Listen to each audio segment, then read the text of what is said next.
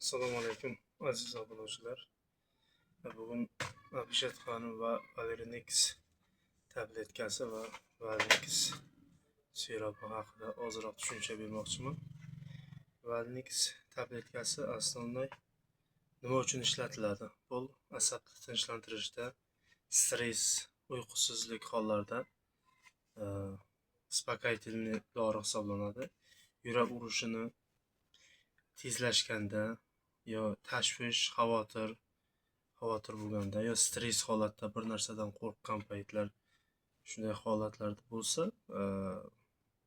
bessonsiy uyqusizlik hollarida aslida ishlatiladi. Tabletkalari kattalar uchun birtadan bir kunga 2 mahal ovqatdan keyin ishlatiladi. Keyin Valinix kapillari bor. Valinix kapillari mayda bolalarga bir qoshiqdan 2 mahal ishlatiladi. Uspokоительный sredstvo hisoblanadi. Tinchlantiruvchi dori vositasi hisoblanadi.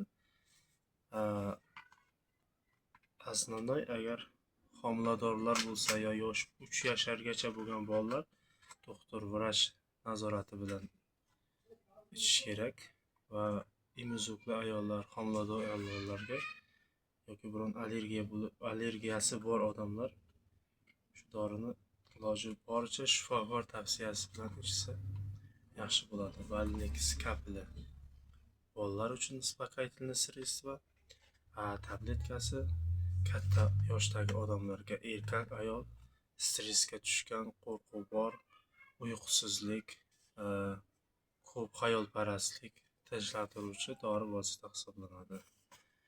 Omon bo'ling. Keyingi nima dorini reklama qilish kerak bo'lsa, kommentariyaga yozing, layk bosing va kanalga obuna bo'ling. Yana